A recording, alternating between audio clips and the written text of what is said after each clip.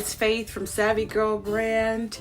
I don't know what brought you here, but I'm glad you're here. And today I'm going to be sharing 4 tips that I have to prepare you for the new school year in a global pandemic. That sounds scary, doesn't it? Well, if you're a mom like me, you only have so many days left before the school year starts again. So it's best that we start preparing now. My tips are going to help not just you get ready mentally and physically, but also your kids, because we want to make sure that they have a stress-free transition as well. So my first tip is to have a candid conversation with your boss. You probably had a similar conversation when the work from home thing started at the end of the last school year. Well, it's time to have that conversation again. And what I recommend is that you have a conversation that kind of asks, what do you see is going to be the scope of my projects throughout the rest of the year and probably looking into 2021? If you can get an outlook of that, you can properly prepare and let your boss know, what your circumstance, your situation is, even your coworkers, if you feel comfortable with that. And hopefully, prayerfully, you're at a workplace or a business where they're empathetic towards your situation. Because let's face it, you're working at home, your kids are learning at home, and if you're a wife or if you have a partner, that's a whole nother thing. So I think it's important for us to have those candid conversations with our bosses. And if you don't have a boss that you can have that type of conversation with, sis, it might be time to, you know what I mean? Okay, but that's my number 1 tip. Second tip is to start gathering all your supplies and all their wardrobe. Winter is coming. If you live in a state where it gets cold, we're gonna have to switch out those clothes. But even if you're a mom that's like, hey, they'll get up, take a shower, brush their teeth, wash their face, but they're putting their PJs on. Hey, I ain't mad at you. But whatever your choice of wardrobe is going to be for your kids, you're going to want to start thinking about that now and start getting what you need, socks, all of that stuff, because we have no idea what it's going to be like this winter. We don't know if we're going to be able to get to the stores. We don't know if shipping is going to be delayed because this thing blows up and gets worse. We just simply don't know. We ain't got time to not be ready. So the key to a successful COVID-19 school year is to plan, prep, and prepare right now. So get all the stuff that you need. So think as far ahead as you can and don't wait till the last minute, sis. Don't do it. We can't afford it. We can't afford the stress. Start now. So start, spreading out your finances and figure out how you can do that so that we are not procrastinators in this season. Okay? All right. Number 3 is prepping your kids mentally. So we all know that we're already, starting to think about what the school year is going to be like for us. But we also have to think about the stress that it could cause our children. So I recommend that we start prepping them now. School's about to start soon. You excited? Trying to prep them mentally. I'm usually responded with, hey, as long as we about to start another school year, that's cool. Because you would hate to just dump stuff on them at the last minute, and that causes them stress, which causes you stress. We ain't trying to have that, right?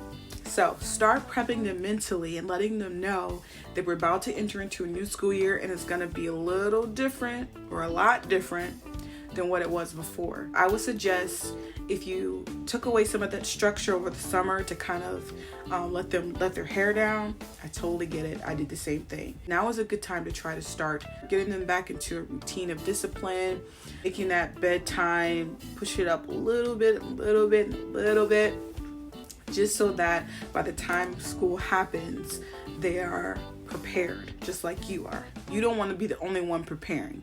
You need to prepare your kids. You need to prepare your partner. Everybody in this house got to be on board, got to be on the same page. So don't just prepare yourself, prepare everybody, because it's going to make for a smoother transition.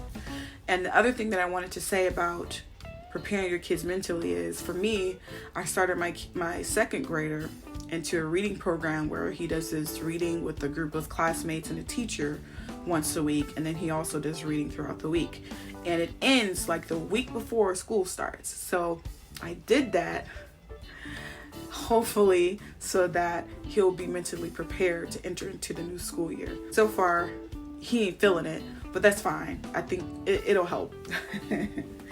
My last tip is going to be number 4, which is rallying the troops. Basically, rallying the troops means get you a list of people that you can readily call and rely on, hopefully, for help during the school year. I'm talking family, I'm talking friends, I'm talking organizations or companies that offer tutoring. Look, sis, we don't know what the school year is going to be like. We don't know how much interaction the kids are going to be able to have with their teachers one-on-one. If they need additional help, that stuff might not be offered. So we got to do what we got to do to make sure that our kids get the best education possible.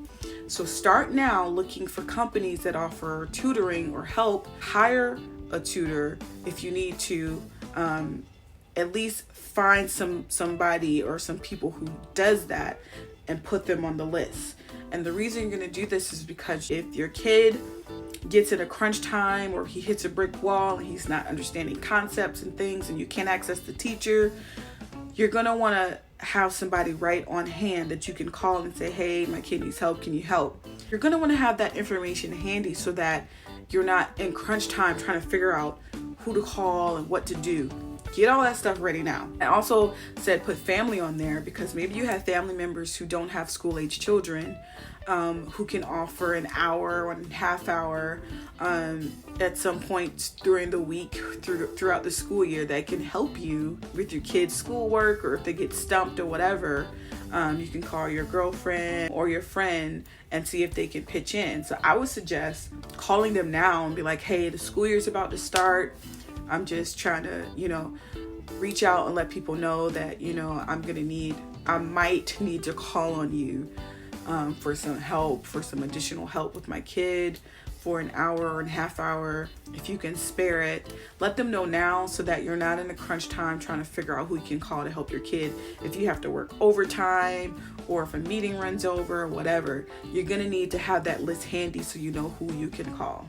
Another thing that you can do is if you can't afford to hire an outside company to do tutoring, or if you don't have family or friends that fit that description, you can also start researching YouTube channels that offer some sort of educational resource to help kids on a particular subject or whatever. Just go on YouTube and see what's out there and write them on your rallying the troops list so that you'll know that it's there if ever you need to utilize that list. Number 4 is probably going to be one of the most important things that you can do. One of the things we as mothers have to be more comfortable doing is asking for help, not trying to do everything ourselves. Don't be afraid or don't be too prideful to ask people for help. This is an unprecedented time.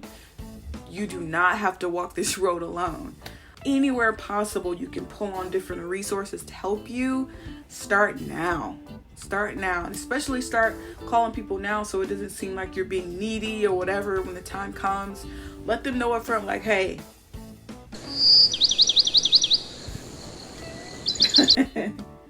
I also suggest if you opt for therapy that you put your therapist on that list as well. I also suggest that there are family members or friends or people who absolutely adore your kids, that you put them on that list too, because I would say, hey, when the school year starts, can you send random texts to my kid and ask them how they're doing, ask them how's work going, ask them if they want to play a game for 10 minutes, after school, anything that will help them to have that social interaction that they would normally have in school when they're passing through the hallways and they see teachers they like or staff that they like. They're not getting that if they're doing the virtual option. So I would suggest you have your friends or your family members reach out to them randomly throughout the school year and just check in with them to make sure that they're okay, because sometimes your kids are not going to tell you their struggles. They might tell somebody else though.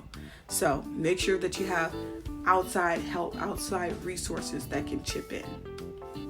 So those are my 4 tips for having a hopefully successful school year in the middle of a global pandemic. I hope that something was said that would, help you to feel more at ease about what's to come, even though we really don't know what's to come. But just know that you're not alone. You're not going through this alone. We can all gain strength from each other, and don't be afraid to ask for help. And pray, girl. Pray. God will give you strength. Okay? All right. So thank you for watching, and I'm going to probably come back on with more tips as the school year approaches. So make sure you subscribe and check back later.